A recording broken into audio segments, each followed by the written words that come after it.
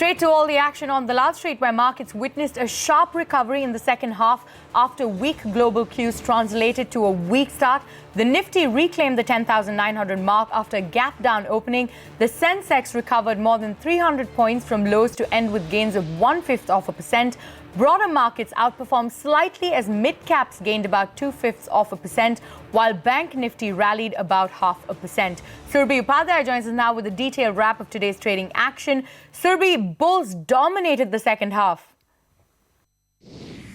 Well, Santa Claus might not be showing up in other equity markets, but he's surely here in India because the rally simply continued. So optically, you'll see a very narrow or small gain on the Nifty and the Sensex. But look at the chart and the intraday recovery, something that's a talking point today. And once again, India outperforming most of the markets, whether it was our neighborhood in Asia or even Europe at the time at which we were trading. So where did the gains come in from? Once again, fairly wide base. So you had some of the metal names moving higher. For instance, you had stocks like JSW Steel, Vedanta move up. Sun Pharma was the key gainer today. A couple of auto names like Mahindra and Mahindra. But really, if I talk about the big push, it came from the banks and from the financials. Big rally and late rally in stocks like HDFC Bank as well. Some strength in ICICI Bank, which was up over 1%, SBI, Bajaj Finance. So basically, the financial pocket of the market was fit and fighting. If I go down below, then other key gainers included names like L&T, RIL, Maruti, all of these stocks batting for the bulls. Where was the problem then? IT, clearly, because of perhaps the rupee movement acting as a bit of a sentiment negative once again today. So Infosys under pressure, same for Wipro or a stock like Tech Mahindra. This was a bit of a rough pocket as we look at today's trading action. The other stock that took a big hit on the chin was Z Entertainment. There's a lot of talk about how the new TRAI regime is going to play out when users really have the right to pick and choose their own channel or the channels that they really want to watch instead of going in for the whole bouquet. So Z continues to be in the doldrums. Mid-caps, not a bad day at all because lots of stocks flying around. I'll give you some names. Interglobe Aviation, as in the afternoon, we had that sharp fall in oil prices. That stock took flight, 5% on the higher side. The end of the year play is definitely there. Whether you're looking at a stock like United Breweries, GM Breweries or Delta Corp, these stocks were up between 5 and 6%. Capital First and IDFC Bank ahead of the merger are getting excited. All the permissions and approvals seem to be coming through. So these were some of the names that were up and about as well. All in all, another good day on the street. Absolutely, Surabhi. So the bulls, they're ending on an absolute high. Thank you so much for those details. Now, in the currency space, the rupee ended at its highest level since the 30th of November. The domestic unit ended at 70.44 per dollar against Monday's close of 71.54. This happens to be the rupee's biggest single session gain since September 19, 2013. On to the other big story that we're tracking for you today. Prime Minister Narendra Modi has indicated that the 28% goods and services tax slab would be pruned further and would be restricted to only a few select items, such as luxury goods. Modi was speaking at a Republic TV event in Mumbai today.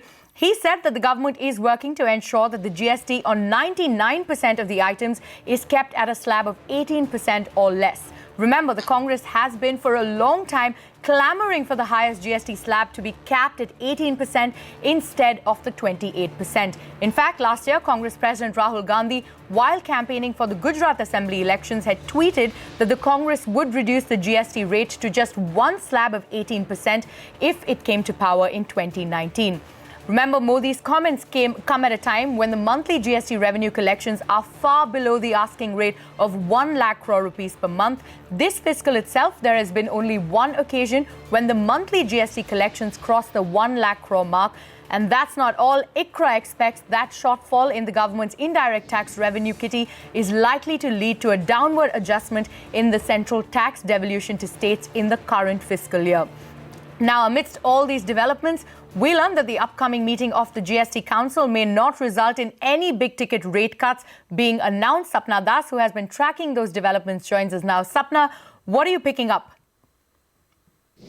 Well, we are clearly given to understand that both the centre and the states are being cautious as far as taking forward any major rate cut proposals for the upcoming GST Council meeting on the 22nd of this month. The caution from both the centre and the state side particularly comes in terms of the revenue concerns which are well known by now. So as of now, we are given to understand that there is no major proposal yet for the GST Council to consider as far as rate cuts under GST goes. As far as the the cement sector also is concerned, a point over here, we are given to understand that, any lowering of rate for the cement products from the 28% to the 18% bracket will have sizable or rather significant revenue implications both for the centre and the states. Around 7,000 to 8,000 crores could be the loss that we are talking about annually. So given all of this, there is an indication that possibly no major rate rejig could be considered by the council. But what may unfold is some kind of rate rationalization, which has been an ongoing exercise as far as GST is concerned. Some of those items where the input rate may be higher than the output rate, some kind of parity may be brought in for those items. But we are clearly given to understand that even that exercise will be more or less fiscally neutral. A few hundred crores here and there could be the fiscal impact. This is what the understanding as far as the rate issue of the GST Council is concerned. All right, Sapna, thank you so much for bringing us those details. Now, a day after newly elected Congress government in Madhya Pradesh and Chhattisgarh waived off farm loans, Rahul Gandhi has promised a nationwide loan waiver. Speaking in Parliament, Rahul Gandhi said he will not let the Prime Minister sleep or rest till he waives off loans of farmers. He also went on to say that if the Congress is voted to power in 2019, it will provide a complete farm loan waiver, and also added that opposition parties are united on this issue. मैं आपको यहां बताना चाहता हूं कि Congress party और बाकी सब विपक्ष की पार्टी एक होकर नरेंद्र मोदी से कर्जा माफ करके ही दिखाएगी। हम खड़े होंगे, हम उनसे लड़ेंगे, 1 इंच पीछे नहीं हटेंगे, उनको सोने नहीं देंगे, रात भर सोने नहीं देंगे जब तक हिंदुस्तान के किसान का कर्जा माफ नहीं होगा। 2019 का चुनाव सामने, आप तो कह रहे हैं मोदी सरकार करवा लेंगे, लेकिन अगर नहीं हो पाया तो क्या नहीं, आपका ये प्रमुख वादा होगा कि आप लोकसभा चुनाव में भी 10 दिन के अंदर माफ करेंगे? देखिए, ये तो आप पता नहीं कैसा सवाल पूछ रहे हो। ये तो मतलब गारंटीड 100% है। अगर मोदी जी नहीं कराएंगे तो हम कराएंगे। अब हम नरेंद्र मोदी पे ऐसा दबाव डालेंगे, और सिर्फ कांग्रेस पार्टी नहीं, सिर्फ कांग्रेस पार्टी नहीं, हिंदुस्तान का हर किसान, एक को नहीं छोड़ने वाले हम, आप सबको लेकर हम कर्जा माफ करवाएंगे। And in the last couple of years, many states have announced farm loan waivers, from Uttar Pradesh to Maharashtra to Karnataka. Governments cutting across party lines have moved to provide relief to the farmers. Now, the cost of these recent loan waivers is over 2.1 lakh crore rupees. Here are some economists on the loan waiver as an instrument and the impact it could have on the finances of the states and the country at large. Farm loan waiver is a very suboptimal way to deal with the agrarian crisis. We've seen in the past leads to a lot of moral hazard, more pressure on banks. We're undergoing a deleveraging process. Here's the good news. I think there is a way to address this in a more efficient manner. We've actually moved in agriculture from the economics of scarcity to the economics of surpluses. Right? And so the policy mindset has to change from scarcity to surpluses. What we should be doing is exporting some of these surpluses, have a systematic trade policy on exports and imports so farmers can plan and farmers can export. We have to stop this race to the bottom, this competitive populism of farm loan waivers and higher support prices, and move to where the farmers have moved. We will have more deficit coming because of the current consumption. We will be financing the current expenditure but not the capital expenditure. Now, what is going to happen is, as of now, there is no number. We are looking at somewhere around, maybe around 40,000-50,000 crore worth of farm debt waiver, and that is going to have a straight impact on the capital expenditure which is being incurred by the states. It is the season of waivers in Gujarat. The state government has waived off electricity bills to rural areas. The move is likely to cost the exchequer about 650 crore rupees, and over 6 lakh households are expected to benefit from the move. Chinese President Xi Jinping addressed his nation earlier this morning to commemorate the 40th anniversary of China's reform and opening up policy. His speech in Beijing emphasized on the fact that the country has a right to pursue its own path going forward. He went on to say, and I quote, "No one is in a position to dictate to the Chinese people what should or should not be done," end of quote. This even as the Chinese president promised more reforms and denied that China wanted to dominate the world. Emily Tan filed this report. China marked the 40th anniversary of reform and opening up, and in his 90-minute address to the nation from the Great Hall of the People, President Xi Jinping said today is an important day, well remembered, as it marks a major turning point in history. And in the commemoration, they are gathered to review and take stock. She said reform and opening up is a great revolution of Chinese people and the nation, propelling a quantum leap in socialism with Chinese characteristics. China has turned from a closed country to one embracing an all-around opening up.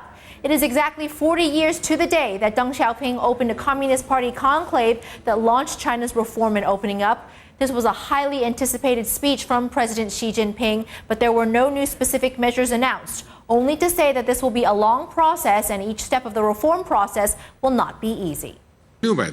We have introduced more than 1,600 reform initiatives, cracked many hard nuts, and navigated through dangerous currents. Reform is going deeper across the board in a swift but steady manner, with breakthroughs on multiple fronts. President Xi quoted Mao Zedong saying, if we don't make reforms now, modernization will be doomed. He also made reference to Deng Xiaoping and former presidents Jiang Zemin and Hu Jintao. President Xi came to power in 2013 and initiated his anti-corruption campaign. He went on to say that the government will resolutely clean up corruption.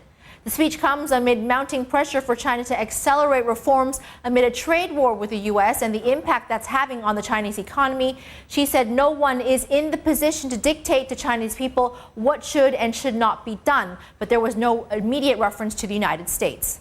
The commemoration ceremony also included the awarding of Reform Pioneer medals, those who have made great contribution. Of the many acknowledged included Lee Kuan Yew, the first Prime Minister of Singapore, Klaus Schwab from the World Economic Forum, Chinese basketball superstar Yao Ming, and the executive chairman of Alibaba, Jack Ma, alongside that of Tencent, Pony Ma. I'm Emily Tan in Hong Kong. Back to you. And oil prices continue to tank for the third consecutive session. Let's bring those charts up for you and see where they're at this point. So Brent there down about 2.5%, while the NYMEX is also 2.5% in the red.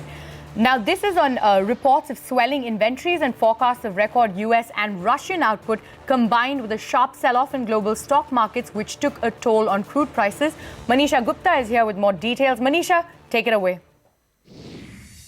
Well, very high volatility, and we have the crude oil prices trading at a 15-month low. Some bit of that pressure also came in from the global equity market sell-off.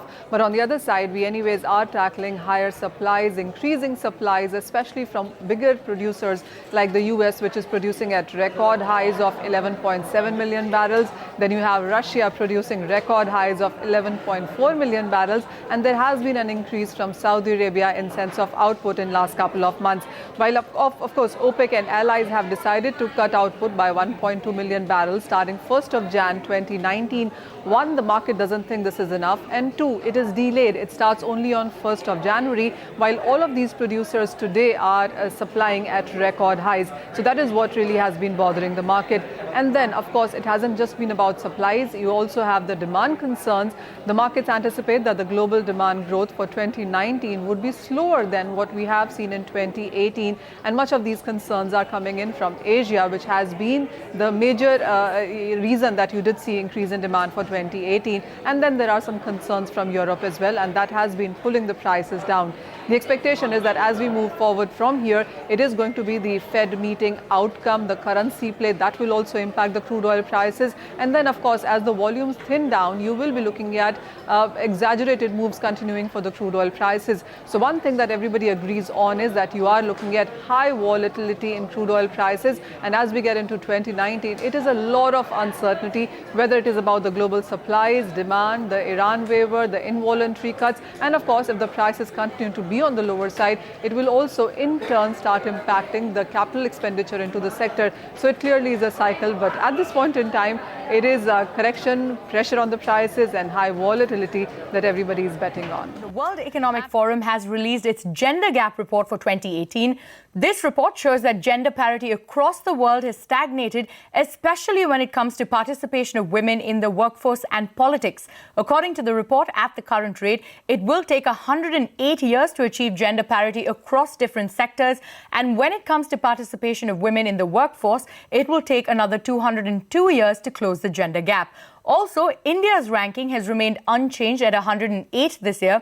This as wage equality for similar work is improved and tertiary education gap has closed for the first time. However, progress has lacked on health and survival. Now, the other key highlight from the report is that India has been ranked 60 slots below Bangladesh, which has been ranked at 48, topping the list in South Asia. Moving on, a year after sweeping over Hollywood, the Me Too movement made its way to India in October this year. Actors, filmmakers, corporates, politicians, and even journalists were called out on social media for allegedly sexually harassing and assaulting women. In a matter of weeks, Me Too had moved from being a hashtag on social media to a common topic of discussion even offline. CNBC TV 18's Kevin Lee and Parikshit Luthra report on the imprint that India's Me Too movement left on the year gone by. Take a look.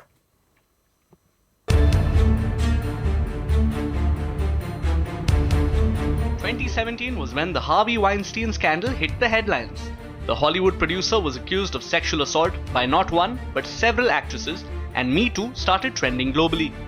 Come 2018, and Me Too made national headlines back home.